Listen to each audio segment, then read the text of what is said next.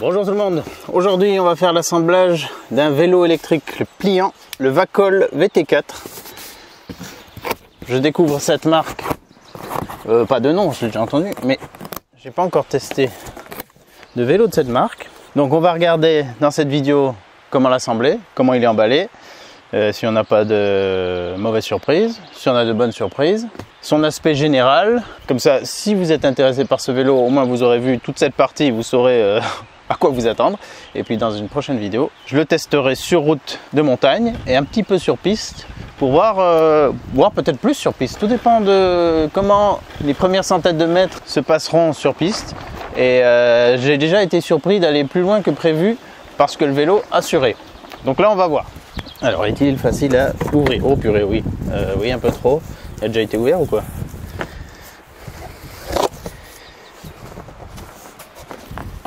Voilà à quoi ça ressemble. Boîte d'accessoires avec un mécanisme d'ouverture très sophistiqué dont j'ai malgré tout réussi à comprendre le principe. Les pédales, un chargeur. Qu'est-ce que c'est que ça? Ah, un petit accélérateur. Alors il ne doit pas être monté de base avec un accélérateur, mais là on a un petit accélérateur à pouce, je crois. J'ai jamais eu ce système encore. Ok. Ça me fait penser que de base il va être tout à fait légal pour la route en France s'il n'a pas d'accélérateur à main, mais qu'on va pouvoir le rendre totalement illégal grâce à ça. Un multi-outil avec clé Allen, clé plate, tournevis, deux autres clés plates et un mode d'emploi. Vu la minceur, je doute qu'il y ait du français. Il n'y a pas de français. Il y a des images. Ça devrait pas être trop compliqué. Je vais essayer de pas monter la fourche à l'envers ce coup-ci. Je vais le sortir entièrement. Voir un peu ce qui se retire déjà de base. Pas grand-chose. La roue, non. Bon, alors je vais essayer de le sortir entièrement. Aïe, fais gaffe, c'est agréable. Ça va vite fait de déchirer les fringues.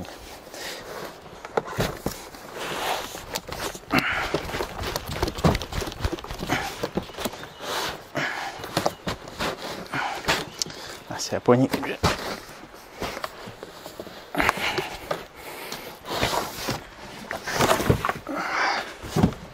Hop. Il n'est pas très lourd, comme vous pouvez voir. Là-dedans, j'ai plus rien. Il est principalement protégé par des mousses, tenu par des colliers qui ont été coupés malheureusement. Ça peut encore servir, donc je vais les récupérer tous. Est-ce qu'il y a déjà une béquille emballée? Mais là, ça fait un truc un peu trop. Attends. Et là, toujours? Mais pourquoi elle est si longue? Ah, attends, elle est réglable. Ah ouais, on va défaire cette vis là. Là, on le met sur sa béquille. Peut-être avec la roue avant, ça va aller, mais non. Même avec la roue arrière, ça me paraît extrêmement penché. Ok. Pour l'instant, on va laisser comme ça. Allez, j'enlève tous les colliers. La roue est fixée au reste. Et comme ça, on voit exactement ce qu'il nous reste à faire. Et voilà ce qu'on a une fois tout déballé. Ça m'a mis 12 minutes. 12 minutes en y allant tranquillement, en défaisant les colliers un par un. Il y en a un que j'ai mis un peu séparé des autres parce que lui, il est premium. Il n'a pas été coupé là. Top qualité. Les autres, c'est second choix. Ça sert encore. Mais ils iront dans ma boîte second choix. Alors, on a une selle avec une texture intéressante. Il n'est pas tout brillant, il n'est pas genre simili-cuir. Il fait pas plastique, il fait mousse limite un peu poreuse. C'est intéressant. Ah, quand j'appuie dessus, il doit y avoir des petits coussinets d'air pour amortir un peu. On a un garde-boue avant, l'éclairage qui est déjà sur le faisceau, le guidon avec un petit display vraiment petit sur un côté, une roue avant en 20 par 3 pouces avec son frein à disque. À l'arrière, le garde-boue, le porte-bagages est déjà monté, le garde-boue aussi. Je vois qu'on a un petit éclairage câblé, c'est bien. Une batterie intégrée mais a priori facile d'accès, donc ça c'est pas mal. Il y a un peu tous les genres dans les vélos pliants, donc faut un peu regarder. Ça saute pas forcément aux yeux, mais après au quotidien, sur la praticité, ça peut beaucoup jouer. Dans le mode d'emploi, il n'y a aucune instruction sur l'assemblage. Non, il y a des illustrations pour le pliage et le dépliage du guidon et du cadre lui-même, mais pas sur le montage. Donc je vais faire ça avec vous, avec mes explications maison. Alors, qu'est-ce qu'on fait? Je sais pas moi, du coup, sans instruction, je ne sais rien faire. Je vais commencer déjà par réduire la tige de la béquille qui est télescopique. Ouais, je vais la réduire de manière à ce qu'on puisse l'utiliser convenablement. Voilà, déjà comme ça ira. On pourra réajuster. C'est pas mal. J'ai même pas fait gaffe sur tous les autres vélos que j'ai pu assembler, tester, si on pouvait régler la béquille. Je crois que oui, mais attends. Je suis même pas sûr si on peut le faire. En tout cas, celle-ci, elle est télescopique, donc on peut la régler. Bon, c'est un truc générique, hein, ça équipe plein de vélos. Et encore, attends, là, c'est un peu droit. C'est un peu droit, parce que quand j'aurai mis la roue avant, on va réduire encore un peu.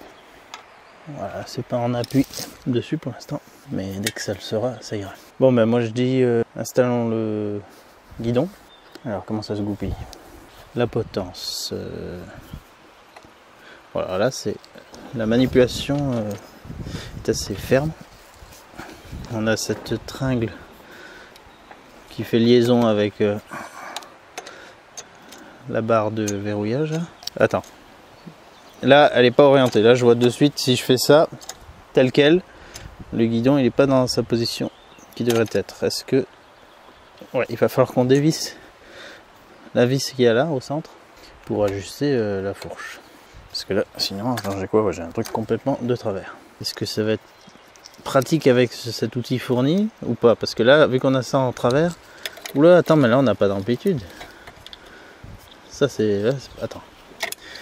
Si je l'ouvre comme ça, à moins que... Non, je vais pas toucher cette vis, qu'est-ce que je dis? Je vais toucher celle-ci. Ouais, il y a ces deux-là, pardon.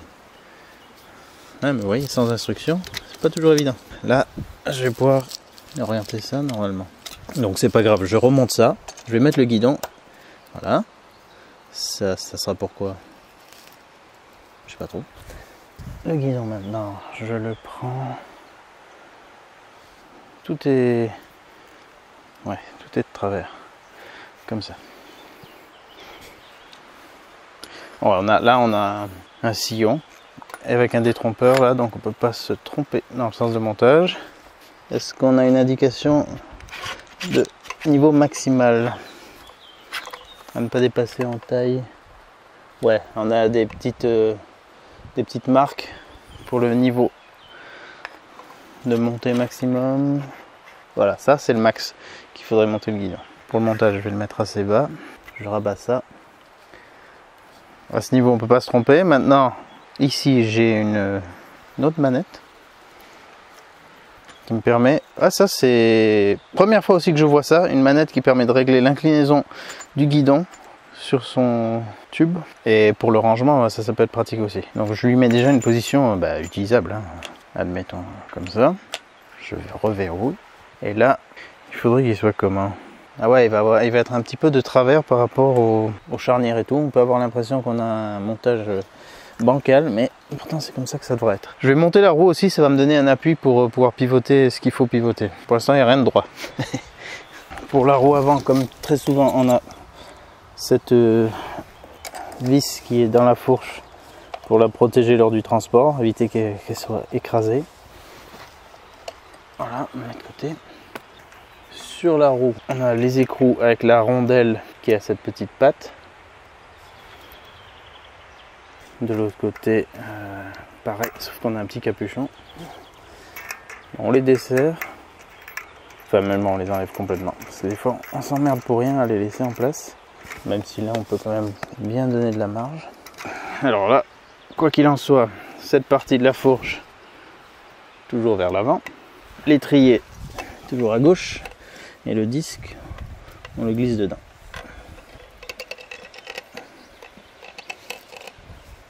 Entre les plaquettes.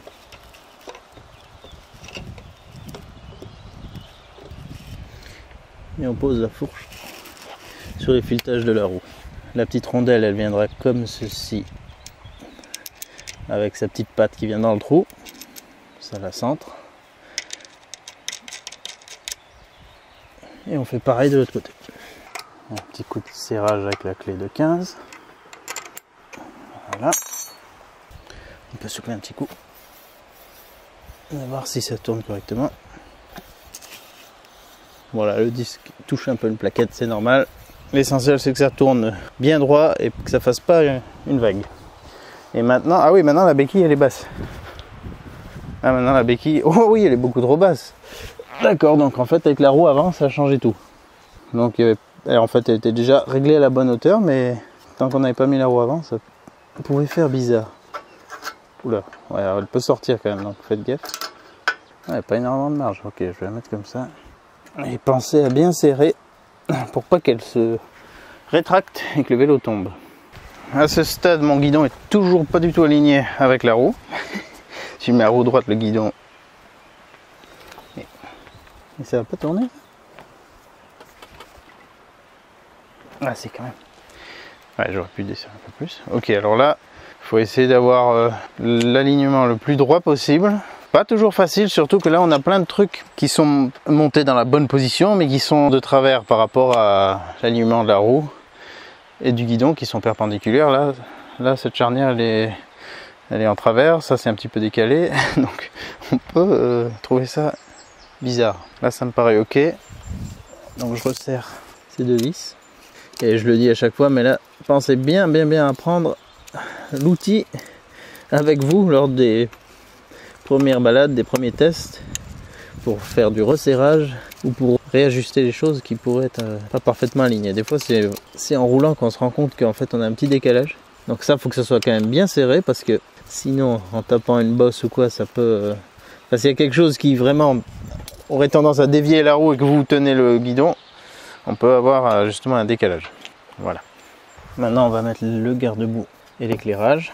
Donc on le passe par derrière. Ah, j'aurais dû le monter avant. Hein? Ah oui. J'aurais dû le monter avant, parce que cette patte là, elle passe devant la roue. À moins que je puisse le repasser au travers là. Sans rien abîmer. Est-ce que je peux?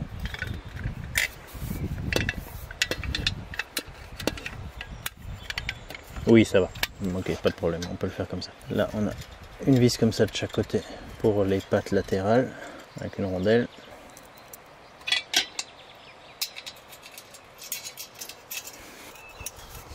Donc des garde-boue en métal. Hein. Je ne les serre pas à fond tant que j'ai pas installé cette patte là. Là, on a une vis avec deux rondelles, une rondelle fendue qui va éviter que ça se desserre, et puis une rondelle normale. On va mettre d'abord la patte du garde-boue, ensuite la patte de l'éclairage, et ensuite l'ensemble de vis et de rondelles. Je vais la mettre plutôt un peu plus haut, commencer à serrer, redresser le feu avant de faire le serrage final. Et une fois que tout est bien aligné, vous pouvez tout serrer à fond. Là, ces petits caches, ben, finalement il n'y en avait qu'un. Donc je le remets. Est-ce que je le remets ou pas? Côté étrier. Le petit catadioptre, ouais, il est pas pratique pour le serrage, il nous gêne. Ah non, il suffit de basculer le feu. Ouais, voilà. On bascule comme ça. On fait le serrage. Bah, je dis ça avec cet outil, mais c'est celui qui vous sera fourni, donc c'est bien de savoir si on peut faire tout le montage avec ou s'il faut se munir d'autre chose. Voilà, une fois que c'est serré, on peut rabattre ça. Et on n'a plus que les pédales à mettre et la selle. La limite de hauteur est ici. Ça fait une selle bien haute. Hein. Oh, dis donc, moi je ne vais pas la mettre si haut. Voilà. Et les pédales intégralement en plastique et qui ont ce système de pivotement pour le chargement ou le rangement du vélo, que ça prenne moins de place. Très pratique ce système. Alors ça c'est celle de gauche, ici il y a une indication L pour left gauche, et le sens de rotation, bah, il est indiqué sur la petite étiquette. Sinon vous avez une chance sur deux. Voilà. Et pareil de l'autre côté, qui a le R pour right, droite. Et voilà. On a deux clés qui étaient fournies pour la batterie. Je pense juste pour son retrait. Je pense pas que ce sera pour son utilisation. On va voir de suite d'ailleurs. Est-ce qu'il s'allume? Le display, je vais le réorienter parce qu'il est pas bien orienté pour moi, mais il est bien serré. Oui, il s'allume tout de suite. Voilà. Alors, très lumineux. On va pas dire convivial, mais il est très lumineux. Par contre, les caractères sont petits. Hein. Donc, lisibilité, par exemple, niveau de batterie. Ouais, c'est vraiment petit. Hein. Oula, pas avoir trop de reflets et une mauvaise vue pour les petits caractères parce que là ça va être chaud. Donc je disais, alors là a priori on n'a pas besoin de la clé pour l'allumer. Je le réteins, ok. La clé ira donc ici.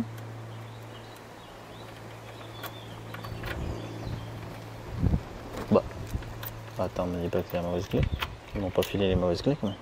Ah non, il faut un système. Fais voir quand même avec les deux. Ouais, ça va.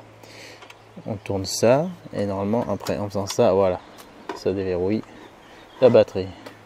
Grosse batterie avec un bouton qui permet de voir le niveau de charge. Chaque cran correspondant normalement à 25% environ.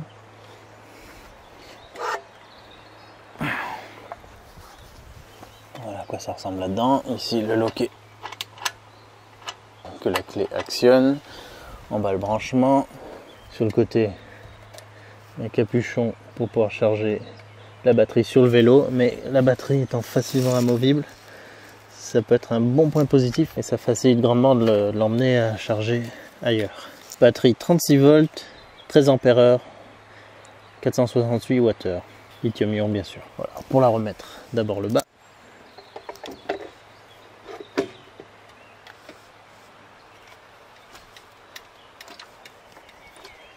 Ça se remet en position tout seul. On retourne la clé, on la retire et on est bon. Voilà, lui maintenant il ne permet plus de sortir la batterie. Est-ce que le port de charge est bien aligné? Parfaitement. C'est tip top. Selle royale, c'est écrit en français. Elle a l'air, c'est bien. J'aime bien parce qu'elle est assez fine là devant et assez ferme avec des petits coussins d'air. Donc voilà, alors montage pas très compliqué mais un peu déstabilisant par rapport à toute cette partie. Comme j'ai déjà assemblé des vélos pliants, je connais. Ça c'est quoi? Ça quoi ça? Ah c'est... Tu viens là? Une espèce de... Attends. Ça veut dire que là, juste je tire dessus, ça se déboîte et ça c'est censé être une sécurité? Ouais, bon. Pas fantastique la sécurité. Là c'est sûr qu'on peut plus la retirer. Mais je suis pas convaincu par ce système.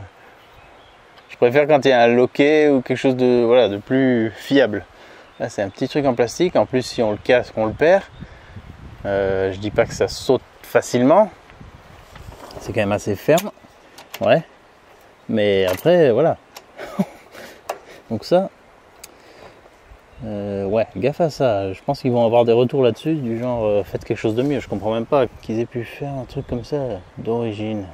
Bizarre. Donc je disais, ce qui est un peu déstabilisant, c'est que vous voyez la manette, là la roue est alignée avec le guidon, mais la manette elle est de travers. Donc quand on fait le montage, je vous l'ai dit mais je ne vous l'ai pas montré, on a ça qui est un peu décalé, ça qui est décalé. Si je le mets aligné avec le cadre, la roue elle est décalée. Donc voilà, ça fait un truc un peu bizarre. Mais j'espère que du coup mes explications pourront vous aider. Vous voyez que le tube, il est plutôt droit. Hein, donc il faudrait pas le mettre dans l'autre sens et qu'il penche vers vous. Il faut qu'il soit droit et qu'il fasse cet angle par rapport au cadre. Il a un bon petit look, hein. J'aime bien ce cadre épais avec la batterie intégrée. Ça fait quelque chose d'assez propre. Les soudures sont visibles mais belles et propres. Ça c'est très bien ça.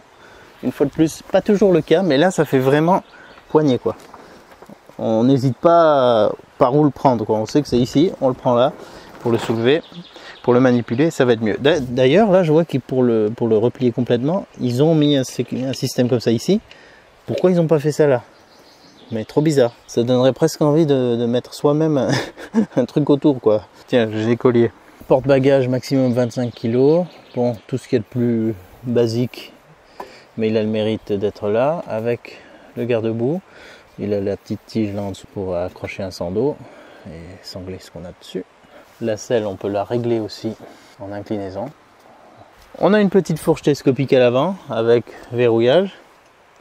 Pas de position intermédiaire, hein, c'est verrouillé ou libre. Ça on verra sur le terrain, sur le test, ce qu'elle vaut. La fourche avant elle est noire laquée. Tout le reste est mat, satiné. Un vélo assez sobre. Les poignées, c'est encore un autre style de ce que j'ai pu voir, vraiment pas valorisante. Les leviers de frein ont l'air ouais, assez robustes. Le système Shimano 7 vitesses basique. Ça, c'est quelque chose qu'on a rarement sur les vélos. Une manette rapide pour pouvoir régler la position du guidon. Je trouve que c'est un plus. Mais une fois qu'on a la bonne position, en principe, on n'a pas trop besoin d'y toucher. Sauf là, ils l'ont certainement fait pour essayer d'avoir peut-être quelque chose le plus compact possible lorsqu'on le replie. On a un éclairage avant-arrière. On va regarder s'il a les feux stop. Alors pour l'éclairage, j'imagine qu'il faut rester appuyé sur le plus. Ouais, c'est ça. Éclairage intégré, je trouve que c'est toujours très bien pour la sécurité, la visibilité. Est-ce qu'on a les feux stop? Oui, c'est bien ça. Des vélos plus chers qui les ont pas. Donc ça marche avec les freins avant et arrière, très bien. Et si j'éteins les feux, on l'a également, donc ça c'est bien. Le câblage qui vient alimenter le moteur dans la roue arrière de 250 watts passe par ici. Moteur a priori de 50 Nm, donc c'est pas ridicule du tout pour ce vélo. J'ai déjà testé des vélos moins coupleux qui étaient déjà bien satisfaisants, donc on va voir, hein. Normalement ça devrait donner quelque chose d'intéressant. Il y a un petit, je sais pas comment on appelle ça, un petit pignon de renvoi de dérailleur rouge, ça c'est ultra classe, ça permet d'aller plus vite. Les pédales, comme je vous ai dit, c'est ferme, hein, mais on appuie et on rabat pour un gain de place, et pour la remettre en place, normalement juste on tire dessus. Toujours peur de se coincer les doigts, enfin ça dépend des systèmes. Alors là il faut un peu plus insister, faut le décaler, attends, peut-être que j'aille plus vite. Ouais, en forçant ça passe. Enfin c'est prévu pour, mais là bon, vu que c'est tout neuf, peut-être un peu plus galère. Donc frein à disque avant et arrière, freinage mécanique. Je disais 5 niveaux d'assistance de base. C'est dur de filmer, là il est en mode surexposition. Est-ce que si je reste appuyé sur moins, j'ai l'aide à la marche? Oui, on l'a. Jusqu'à voilà, presque 4 km/h. Très bien. J'imagine qu'on n'a pas de port. Oh, attends. On a un port USB, incroyable. Alors le display il est un peu pourrave. Je sais que ça n'intéresse pas tout le monde, mais moi ça m'intéresse le port USB. Comme je le dis à chaque fois, c'est pour ma caméra sport qui a la batterie KO et dont on ne fait plus le modèle. Donc bon, moi ça m'intéresse beaucoup. Je peux pomper sur la batterie du vélo. Il est très discret derrière ce petit cache. Je l'ai presque raté. Ça c'est un point positif. Et par contre vous voyez qu'on n'a pas de manette d'accélérateur, mais on a ici, je crois que ça va être là, une alimentation pour la brancher. Je vais la mettre parce que je vais faire le test avec. Voici la poignée, j'ai défait la petite vis et on devrait pouvoir la mettre comme ceci, sauf que là il manque un tout petit peu d'espace là, donc je vais devoir défaire la commande des vitesses, la décaler un tout petit peu à gauche, et malheureusement le tournevis fourni, lui, il est tellement, le tournevis plat, il est tellement grossier, tellement large que ça rentre pas dans la fente. C'est une vis cruciforme.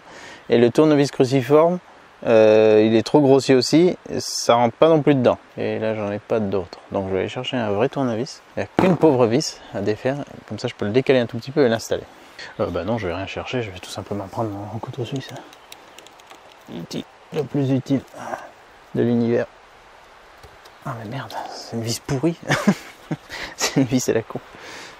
Elle est super serrée. Ah ouais. Voilà, de toute façon j'ai pas besoin de beaucoup. Juste comme ça. Toi tu viens. Ça se met comment ce truc? Comme ça plutôt. Faut pas que ça me gêne pour passer vitesse. Et je pense que c'est un truc qui s'actionne comme ça. J'ai jamais eu ça, donc là, attends, faut pas que ça me gêne. Faut pas que j'accélère au lieu de devoir passer une vitesse. Waouh. Bon, je vais essayer d'aligner ça au mieux, voir que ce soit pas gênant, puis faire mon serrage. Bon voilà, j'ai trouvé une position qui devrait convenir pour chaque élément. Finalement, je l'ai mis à gauche. En général, je préfère l'avoir à droite, mais c'est un peu trop gênant avec les commandes de vitesse. Donc là, je suis bon. Là, je l'ai mis comme ça, ici, comme ça, la partie plate, eh ben, elle me dégage complètement l'accès au plus-moins de l'écran pour les niveaux d'assistance. Et puis en dessous, je peux facilement actionner la commande. Je pense que comme ça, c'est bien. Là, donc on a son câble qu'on peut passer dans le tortillon si on le souhaite. Là, ça fait bien propre. Et le brancher ici, petit capuchon. On regarde bien où est le détrompeur, sinon il y a des flèches. On aligne les flèches et on branche. Voilà. Ainsi, normalement, j'ai de l'accélérateur. Alors, attends, je démarre. Sauf si c'est bridé jusqu'à 6, juste à 6. Hein. Alors, il faut que je mette un niveau d'assistance. Ah, il a un truc de soft start, on dirait. Là, je suis en niveau 1.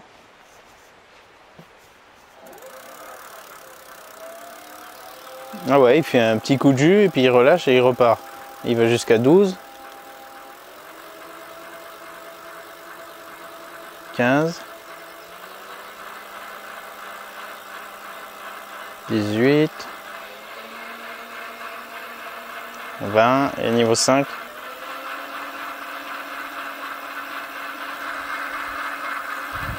25. Ah, et comme je suis resté appuyé dessus, il y a le cruise control. Si je freine, ça s'arrête.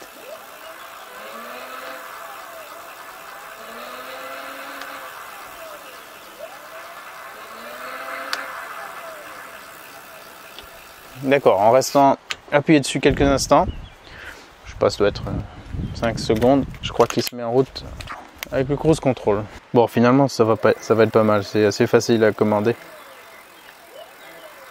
Il est réactif parce que dès que je relâche le frein, ça repart tout de suite. Ah, il a 2 phases à chaque fois, ouais.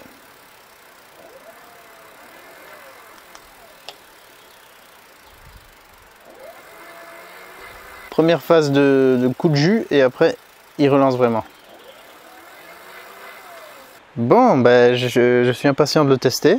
Je vais quand même vous montrer le pliage complet là, puisqu'on n'a pas encore touché à cette partie. Déjà je l'éteins, je redresse, j'enlève la béquille, je vais le plier sans rabattre le guidon pour voir. Alors ça, hein, on le décale, ok, super sécure. On bascule ça. Le guidon, il descend sur le flanc comme ceci. Ah tiens, bah d'ailleurs, je vois que mon accélérateur à pouce vient toucher la fourche. Oh, ouais, donc soit il faudrait que je le pivote encore un petit peu. Ouais, il faudra faire gaffe, faut pas que ce soit trop en appui, mais c'est pas trop grave. Ici, on a ce cran à basculer pour ouvrir. Voilà, tac. Et là, ah, il vient très bien, là, il n'y a rien à forcer.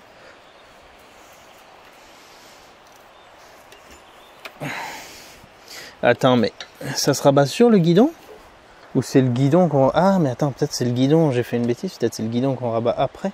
Il y a peut-être un ordre quand même dans ce sens. Si je le remets comme ça, et après je rabats le guidon, ça donne quoi? Je vais regarder l'image, parce que du coup ils ont mis une image. Ah, ça me donnerait ça. Oui, ça paraît cohérent.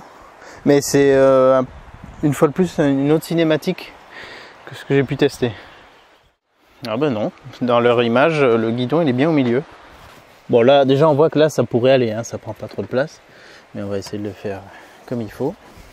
Donc guidon, j'étais parti dans la bonne direction. S'il était déjà en place là. Par contre je ne l'ai pas rabattu, hein. Peut-être que c'est ça qu'il fallait faire.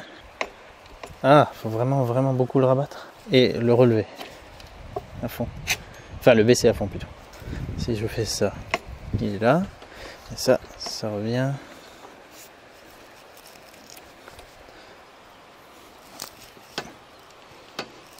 Ah ouais, ok, je comprends. Je comprends pourquoi ils ont le levier sur le guidon lui-même.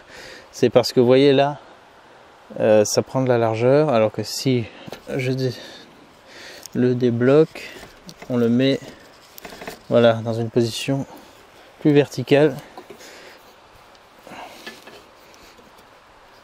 On referme encore plus la chose. Mais c'est un peu particulier quand même. Hein. C'est pas hyper intuitif là, ce mode de rabattement, je trouve. Hein. Peut-être moi qui comprends pas. Hein. Attends, ah, c'est ce qui montre. Hein. D'après l'image, c'est ce que je devrais avoir avec le guidon. Mais franchement, c'est un peu bizarre. Parce que ça empêche de... Là, on a quand même une largeur qui pourrait être réduite. Si on ferme sans le guidon au milieu, on vient vraiment sur quelque chose de beaucoup plus compact. Et lui, attends, mais peut-être que c'est mieux en fait comme ça. Ça se trouve, ils savent pas trop comment rabattre leur vélo. Mais moi, je trouve que c'est plus compact comme ça. Le problème, c'est qu'on on risque d'être en appui parce qu'on va le poser côté dérailleur. Et si on a le guidon là, ben, il n'est pas au milieu. Mais en même temps, c'est comme ça que ça prend moins de place. Sauf si, attention, suspense. Quoique on a la pédale. Bah oui, là ça sera en appui sur la pédale. Ok, donc là j'ai fait un truc qui n'est pas ce qu'il montre dans le schéma. Mais je trouve que c'est le plus compact qu'on puisse faire. Et là, en me mettant comme ça va appuyer sur la pédale et sur le protège dérailleur. Donc là, si je le couche, ouais, ah ben moi ça me paraît bien comme ça. Ça me paraîtrait plus logique. Parce qu'ils le mettent au milieu, mais au milieu, vous avez vu, je vais pas non plus appuyer pour le coincer. Ouais, en tout cas, c'est pas extrêmement clair hein, à ce niveau. On n'a pas d'instruction de montage. Après, on a des instructions sur le fonctionnement du display. Le mode d'emploi est quand même très léger, il est qu'en anglais. Rien de vraiment compliqué, mais pour le pliage, il faut trouver le schéma. Alors après, on va dire que si vous avez un véhicule dans lequel vous comptez l'utiliser, le trimballer avec, qui a plus de place, vous allez moins devoir bricoler. Là, c'est vrai que si on enlève la selle, et encore, non, on gagne pas grand chose en hauteur. Parce que là, ça sera sa limite haute. On pourrait la rabattre un petit peu en dessous, encore la selle, ou l'enlever. Le tube de guidon, je pense qu'on peut l'enlever aussi. Enfin, le guidon lui-même, on peut le sortir de son tube, de la potence, et peut-être le positionner autrement, mais ça va demander un peu plus de bidouillage. Hein. Alors, voyons voir pour le réassembler. Mais moi, ça me paraît assez propre comme ça, sans mettre de tension inutilement sur des éléments qui pourraient être abîmés. Je le remets comme ça. Ça veut dire qu'ensuite, juste, je fais quoi? Je redresse le guidon. J'ai qu'à le verrouiller direct. Ça, après, je le ferai à la fin. Je referme le vélo. Le porte-bagages est utile pour ça. Hein. Là, le verrouillage central est super simple. Et ensuite, je repositionne, enfin, je recentre le guidon. Je le remets dans l'inclinaison qui me convenait. Et je le verrouille. Il est dur, attends. Pas non plus que ça pète. Voilà. Tac. Et là, je suis opérationnel. Il faut que je remette la pédale. Et là, c'est bon. Bon. Intéressant encore une fois. Par rapport à ma taille, je fais 1m71 et 64 kg. Le guidon, là, il est baissé au minimum. Et ben, pour moi, c'est déjà bon. La selle, elle est montée pas du tout au max. Et c'est bien, c'est déjà une bonne position. Je peux la monter un peu plus pour vraiment pédaler. Mais je pense que ça va être un vélo qui va convenir bien aux personnes de grande taille. Parce que quand je vois jusqu'où on peut monter le guidon, ouais, pas mal. Pas mal du tout. Et la selle aussi, elle peut aller très haut. On est un peu moins proche du guidon que sur d'autres modèles, ce qui me plaît. Mais ça fera qu'on aura une position un petit peu moins droite peut-être, pour certains. Ouais, pour moi la position, elle me semble pas mal, mais oui, on est un petit peu penché en avant quand même. Alors que d'autres, on est plus, vraiment plus droit. Mais moi je préfère ça. J'ai l'impression d'être un peu plus en contrôle, d'avoir une meilleure position. C'est bien qu'il y ait un peu tous les styles, mais il me paraît quand même assez long. La partie centrale est vraiment dégagée, donc là l'enjambement, on va taper dans rien du tout. Le système de batterie intégrée est bien parce qu'il est aussi pratique qu'un système avec batterie non intégrée qui est des fois derrière ou même devant. Mais là ça fait un truc assez propre, discret et quand même très pratique. Son comportement, on verra sur la route. Je lui ferai la pression des pneus. Je vous donne quelques indications rapidement concernant la taille. Il le conseille pour des gens Bah attends, c'est plus dit. C'est sur le site, il y a plus de détails qu'ici. Hein. Vous regarderez sur le site de Buy Best Gear, d'où vient le vélo, il y a beaucoup plus d'informations. Et je voyais en tout cas en taille, ça disait jusqu'à 2,10 m. Il fait 26,5 kg. Alors attendez, est-ce que ça inclut la batterie ou pas? Je suis plus sûr, et c'est pas précisé là, mais il est quand même assez lourd. Mais j'ai déjà eu plus lourd aussi en vélo pliant. Et cette poignée centrale, la masse n'est pas parfaitement répartie, on a un peu plus de poids qui part vers l'avant, mais elle est absolument parfaitement placée pour le porter, le lever, même tout entier. Après, une fois qu'on le plie, c'est plus pratique avec le porte-bagages finalement. Puis comme on a besoin de prendre un appui devant, bon. Donc vélo qui est à moins de 900 €, vélo qui m'a l'air d'être une bonne alternative à ce qui se fait en vélo pliant électrique d'entrée de gamme. On va voir comment il se comporte sur la route et sur piste. Et comme ça, j'espère que ça pourra vous aider à faire un choix. Et surtout, j'espère que cette vidéo pourra vous aider avec le montage, l'assemblage du vôtre, le réglage éventuellement aussi, parce que vu qu'on n'a pas grand chose dans le mode d'emploi, au moins j'essaie de tout vous montrer. Et je vous dis à bientôt pour le test, si vous voulez en savoir plus. Il a un bon petit look, bien sobre. Il est aussi disponible en orange, donc soit bien flashy, soit vraiment beaucoup plus sobre comme celui-ci. J'aime bien comme ça. Vraiment curieux de voir ce que ça va donner. Une bonne hauteur aussi en dessous là. Ouais, il devrait aller assez bien dans les pistes. On va voir s'il n'y a pas trop de bruit parasite, de claquements et tout. Et comme d'hab, je vous dirai absolument tout. Et bien sûr, je vais le recharger avant. Allez, ciao ciao.